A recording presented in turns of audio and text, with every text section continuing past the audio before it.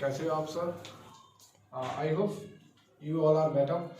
सो student घर पे रहिए, सेफ रहिए, क्योंकि कोरोना का टाइम चल रहा है ना। बगैर आपकी स्टडी का यहाँ से पूरा ख्याल रखा ही जा रहा है। मैं डेली बेसिस पे आपके लिए वीडियोस बना रहा हूँ एंड देन तो सबको वैसे पता चल ही गया होगा आई थिंक, या फिर कोई नहीं, मैं अभी फिर से बता देता हूँ कि हमारे साइंस के जो वीडियोस होंगे वो एवरी मंडे आपके लिए आ जाएंगे और मैथ्स के जो वीडियोस होंगे वो फ्राइडे के दिन अपलोड होंगे। ओके, तो ये आपके कुछ 8 बजे के बाद ही मैं अपलोड करता हूँ। तो साइंस का आपका होगा जो वो मंडे के दिन और मैथ्स का फ्राइडे। सो गाइज बात करते हैं अपना साइंस का, एनसीईआरटी साइंस का chapter 1 chemical reaction and equation, है ना। तो हमारा जो चैप्टर था बेसिकली हमने कंप्लीट कर लिया है ना पूरा, पर थोड़ा सा 1-2 पॉइंट्स कुछ इसमें छूट रहे हैं, तो वो मैं आपको बता देता हूँ, ठीक है। 1-2 जो पॉइंट है कौन कौन से हैं, है ना। तो सबसे पहली बात तो कि हमने इसका एंटायर जो कि हमारी एनसीईआरटी बुक में है वो हमने पढ़ लिया है, और उसमें भी 1-2 छोटी छोटी चीजें हैं जो आपको बताना और जरूरी है। तो वो कुछ छोटे सा पार्ट है, वो मैं आपके लिए अभी लेकर आ गया हूँ। देन आपका पूरा ये चैप्टर फिनिश हो जाएगा और उसके बाद हम सेकंड चैप्टर स्टार्ट कर देंगे, ठीक है। तो देखते हैं क्या कि आपकी कुछ सम रिएक्शंस हैं। तो मतलब आपने जो टाइप्स ऑफ रिएक्शन पढ़ा है वो अपने 5 टाइप की रिएक्शन पढ़नी है, उनके अलावा भी कुछ रिएक्शंस हैं जो कवर तो वही रिएक्शन करती हैं, पर उनके अलावा उन्हें इस तरह से बुलाया जाता है। कैसा? नंबर 1 है आपका एक्सोथर्मिक रिएक्शन, सेकंड है एंडोथर्मिक रिएक्शन और तीसरा है प्रेसिपिटेशन रिएक्शन, है ना। ये रिएक्शन कवर उन्हीं में होता है, बट इनके कुछ और नाम भी है ना। तो ये क्या होते हैं इनको देख लेते हैं। सबसे पहले हम स्टार्ट करेंगे अपना कौन सा, एक्सोथर्मिक रिएक्शन। ओके, तो एक एक करके मैं इन तीनों को एक्सप्लेन करता हूँ, ठीक है। ये है आपका कौन सा, एक्सोथर्मिक रिएक्शन। तो देखो एक्सोथर्मिक रिएक्शन क्या बोलता है कि those reaction in which heat is evolve are known as exothermic reaction. मतलब ऐसी अभिक्रियाएं जिनमें क्या निकलती हो, ऊष्मा निकलती हो। इवॉल्व लिखा है ना यहाँ पे, क्या लिखा है, हीट इवॉल्व लिखा है ना। तो ऐसी रिएक्शंस जिनमें ऊष्मा निकलती हो, है ना। आपकी रिएक्टेंट्स जब रिएक्ट करें तो प्रोडक्ट जब बनेगा तो साथ में क्या निकलनी चाहिए, हीट निकलनी चाहिए, है ना। एग्जांपल्स है हमारे पास कुछ, हमने CH4 लिया, मीथेन को ऑक्सीजन के साथ रिएक्ट करवाया तो हमारे पास CO2 बनेगा प्लस 2H2O बनेगा। मतलब ये तो डिपेंड करता है हमने कितना ऑक्सीजन लिया, तो आपका CO2 बनेगा, पानी बनेगा प्लस हीट इवॉल्व होगा, ठीक है, हीट निकलेगा। एक एग्जांपल। दूसरा हमने कैल्शियम ऑक्साइड लिया, वाटर लिया और ये बनाएगा कैल्शियम हाइड्रोक्साइड और हीट इवॉल्व कराएगा, ठीक है। कैल्शियम ऑक्साइड आपका क्या होता है, लाइम, यानी कि क्विक लाइम को वाटर के साथ रिएक्ट कराएंगे, फ्लैट लाइम बनेगा, है ना। और ये हीट क्या कराएगा, इवॉल्व कराएगा। तो ये होती है क्या, एक्सोथर्मिक रिएक्शन, यानी कि ऐसी रिएक्शन जिनमें क्या निकलती हो, हीट निकलती हो, वो सारी रिएक्शंस आपकी एक्सोथर्मिक रिएक्शंस कहलाएंगी। सेकंड है आपका एंडोथर्मिक रिएक्शन। कौन सा, एंडोथर्मिक रिएक्शन, ठीक है। तो एंडोथर्मिक रिएक्शंस में क्या है आपका,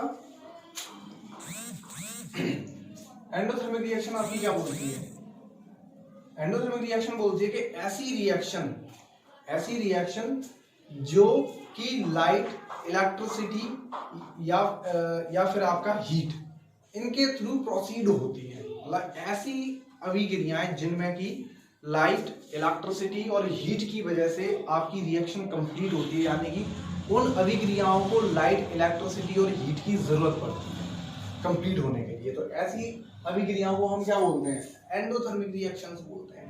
ओके, सो यहाँ पे हम देख लेते हैं those reaction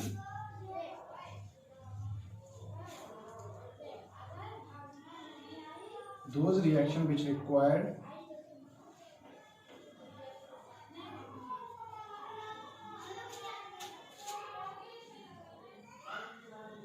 heat, light and electricity. Those reaction which require the heat, light and electricity to decompose the substance is called endothermic reaction। ठीक है गाइस, तो इन्होंने क्या बोला है, इन्होंने बोला है कि ऐसी, इन्होंने बोला है कि those reaction in which require the heat light and electricity to decompose the substance is called endothermic reaction. ठीक है गाइस, तो यहाँ पे एंडोथर्मिक रिएक्शंस आप देख सकते हो। एंडोथर्मिक रिएक्शंस में क्या बात की जा रही है, बात की जा रही है कि ऐसी रिएक्शन जिन्हें परफॉर्म होने के लिए हीट लाइट और इलेक्ट्रिसिटी की जरूरत पड़ती है, क्या करती है वो आपके रिएक्टेंट को, यहाँ पर जो मैंने सब्सटेंस लिखा है ना, इसको आप रिएक्टेंट भी लिख सकते हो, है ना, रिएक्टेंट भी आप इसको लिख सकते हो। तो बोल रहे हैं कि and electricity to decompose the substance और reactant is called endothermic reaction. यानी कि एंडोथर्मिक रिएक्शन परफॉर्म होने के लिए आपको किन चीजों की जरूरत पड़ती है, आपको जरूरत पड़ती है हीट की, लाइट की और इलेक्ट्रिसिटी की। हीट और लाइट इलेक्ट्रिसिटी क्या करते हैं, आपके सब्सटेंस को डिकम्पोज करते हैं, डिकम्पोज करके एक रिएक्शन को परफॉर्म करवाते हैं, उसको हम एंडोथर्मिक रिएक्शन बोलते हैं। ठीक है, तो एंडोथर्मिक रिएक्शन का हम क्या देख लेते हैं, एक एग्जांपल देख लेते हैं, है ना। एग्जांपल क्या है देख लेते हैं, ये आपका है Fe2SO4 यानी कि फेरस सल्फेट। ठीक है, ये आपका है फेरस सल्फेट। फेरस सल्फेट को हम क्या कराएंगे, हीट करा देते हैं। ठीक है, तो आपके फेरस सल्फेट को जब हम हीट कराएंगे तो क्या बन जाएगा, ये बनेगा आपका फेरस ऑक्साइड बनेगा, प्लस आपका सल्फर डाइऑक्साइड बन जाएगा, प्लस आपका सल्फर ट्राइऑक्साइड बनेगा। ठीक है, तो ये बनेगा आपका Fe2O3 प्लस आपका SO2 प्लस आपका SO3, ये बन जाएगा। ठीक है, क्लियर हो गए। तो ये आपका बनेगा, यानी कि देखो ये बन रहा है ना, हम हीट दे रहे हैं, क्या दे रहे हैं, ये क्या है, हीट। इस रिएक्शन को परफॉर्म होने के लिए हीट की जरूरत पड़ रही है। अब हीट की जरूरत पड़ रही है तभी तो आपका एक प्रोडक्ट बना देंगे।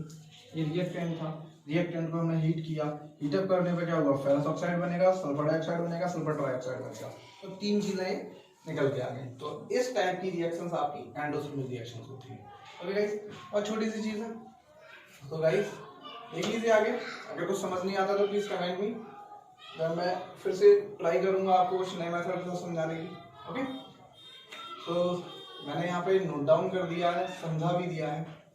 तो गाइस वीडियो को क्या करें, पॉज कर लें, और पॉज करने के बाद आप आराम से इसको नोट डाउन करें। So please guys, please pause the video, note it down. Okay students, तो आगे चलते हैं आपका प्रेसिपिटेशन रिएक्शन, यानी कि ये लास्ट रिएक्शन है। तीन ही आपको कुछ एक्स्ट्रा रिएक्शन थी जिनके बारे में बता रहा हूँ आपको। ये प्रेसिपिटेशन रिएक्शन, इसका डेफिनेशन देख लेते हैं। बोलते हैं कि when two solution containing soluble salts, मतलब दो अलग अलग सॉल्यूशन होते हैं जो कि सॉल्युबल साल्ट के साथ अपने मिक्स्ड रहते हैं, आर कंबाइंड। ठीक है, उनको कंबाइन किया जाता है। तो जब वो कंबाइन करते हैं ना उसको, तो एक सॉल्ट आपका इनसॉल्युबल हो जाता है, आपस में नहीं मिलता है। The insoluble salt that falls out of the solution, वो सॉल्यूशन से क्या हो जाता है, आउट होने लगता है, is known as the precipitate, है ना। और आउट होने का तो प्रेसिपिटेट फॉर्म बना देता है ना, प्रेसिपिटेट फॉर्म बना देता है, उसी को हम बोलते हैं प्रेसिपिटेशन रिएक्शन, है ना। बोलते हैं it refers to the formation of insoluble salt, है ना। ये फॉर्मेशन क्या है, जब दो सॉल्ट्स को, दो सॉल्यूशन को मिलाया जाता है तो एक सॉल्ट उस सॉल्यूशन में क्या करता है, डिसॉल्व नहीं होता है। डिसॉल्व नहीं होता है तो यानी कि प्रेसिपिटेट की फॉर्म में बाहर, मतलब सॉल्यूशन से बाहर आ जाता है। बाहर तो नहीं आता, गिलास आपका जो बीकर होगा या कुछ भी टेस्ट ट्यूब वगैरह से उछल के बाहर थोड़ी सी आएगा, उस सॉल्यूशन में कहीं अब बॉटम में तलिए बैठ जाता है ना। आपका सॉल्यूशन ऊपर रहेगा, बॉटम में तलिए बैठ जाएगा, कुछ सॉलिड टाइप के आपका प्रेसिपिटेट बना देगा। जैसे कि एग्जांपल देख लेते हैं अपना, क्या BaCl2 को हम H2SO4 से रिएक्ट करवाएंगे। जब रिएक्ट करवाएंगे तो क्या बनेगा, HCl बनेगा और BaSO4 बनेगा। ये BaSO4 क्या है, व्हाइट PPT हमारा, व्हाइट PPT, यानी कि PPT का मतलब प्रेसिपिटेट क्या है, व्हाइट प्रेसिपिटेट की फॉर्म में बॉटम में बैठ जाएगा। ठीक है, तो इस प्रकार की रिएक्शंस आपकी प्रेसिपिटेशन रिएक्शन होती है। इनमें क्या होता है कि ये बेसिकली किसको रिफर्स करती हैं, आपकी इनसॉल्युबल सॉल्ट को। ये इनसॉल्युबल सॉल्ट को दिखाती हैं जो कि मिक्स नहीं होता है अच्छे से। ओके गाइस, तो ये था आपका जो बचा, थोड़ा सा जो पोर्शन बच रहा था वो पोर्शन है ना। तो गाइस मैं मतलब आई होप कि आपको चैप्टर बहुत अच्छे से समझ में आ गया होगा। तो आप लोग क्या करोगे, इन टेक्स्ट क्वेश्चन और एक्सरसाइज क्वेश्चन, प्लीज ये क्वेश्चंस को आप सॉल्व करो। अगर आपको क्वेश्चन नहीं आएंगे तो फिर मैं क्वेश्चंस के लिए एक अलग वीडियो बना दूंगा। वैसे जहाँ तक मैंने आपको बताया है या मैंने समझाया है वहां तक क्लियर हो गया होगा, ठीक है। और एक चीज और गाइस मैं आपको बता देता हूँ, क्या कि आप 1 से लेकर 30 तक एलिमेंट्स याद करने हैं। एलिमेंट्स, हाँ ना, अपने एटॉमिक नंबर से याद करना है आपको। एटॉमिक नंबर है ना, सीरीज याद करना है बिल्कुल। एटॉमिक नंबर से hydrogen, helium, methane, beryllium, boron, इसका 1 2 3 4 5 ऐसे एटॉमिक नंबर चलता है। इससे क्या हो जाएगा, आपको एटॉमिक नंबर भी याद हो जाएगा, बैलेंसी भी याद करने में आपको आसानी हो जाएगी, है ना। और आपका ये एटॉमिक नंबर है, आपको एटॉमिक मास भी याद हो जाएगा, ATM, ठीक है।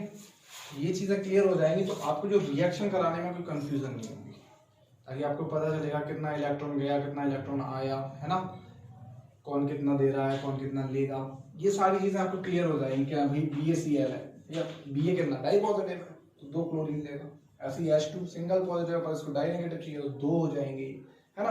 तो इस तरह से आपको पता चल जाएगा कौन क्या बना रहा है, कौन क्या बना रहा है। क्योंकि जब स्टेटमेंट्स आएंगे, आपके क्वेश्चन आएंगे तो बोलेगा कि भाई लेड है आपका, लेड किससे आपका रिएक्शन कर रहा है, नाइट्रेट से, लेड नाइट्रेट बनेगा। या फिर समझ लो कि आपका लेड आयोडाइड है, क्या है, लेड आयोडाइड है, और सोडियम नाइट्रेट के साथ रिएक्शन कर रहा है। तो अब आपको पता चलेगा कि भाई लेड नाइट्रेट बनेगा उधर जाके, तो लेड नाइट्रेट का फॉर्मूला पता होना चाहिए। तो आप पता कर सकते हो कि बेसिकली लेड नाइट्रेट कब बनेगा, कैसे बनेगा। तो इन सब चीज के लिए बोल रहा हूँ कि 1 to 30 तक एलिमेंट्स याद कर लें एटॉमिक नंबर के हिसाब से, अपना एटॉमिक नंबर से हिसाब याद हो जाएगा तो बैलेंस भी आपको पता चल जाएगी।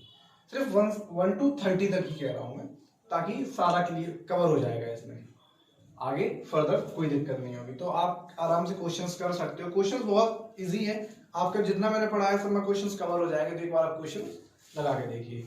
ओके गाइस, तो ये आपका फाइनली आपका यहाँ पे हम चैप्टर 1 पूरा कवर कर रहे हैं। तो प्लीज गाइस, अगर आपको हमारा वीडियो पसंद आया हो तो we need to support you all guys, है ना। तो प्लीज सपोर्ट कीजिए और हमारे चैनल को एक प्लेटफॉर्म तक पहुंचाइए, है ना। मतलब सब तक पहुंचाओगे आप तो क्या होगा कि जितना ज़्यादा आप शेयर करोगे, जितना ज़्यादा आप मतलब लोगों तक पहुंचाओगे ये हमारी चीज़, तो गाइस पता चलेगा कि हमारी स्टडी में कहाँ कुछ कोई कमी तो नहीं है। अगर जो भी होगा मैं करेक्ट करूँगा। So please guys support us and like, subscribe और शेयर करना ना भूलें। और प्लीज़ बेल आइकन को जरूर क्लिक करें ताकि नोटिफिकेशन आपको सबसे पहले मिले। So this is Jagesh Kumar Saru. I am signing out. Thank you.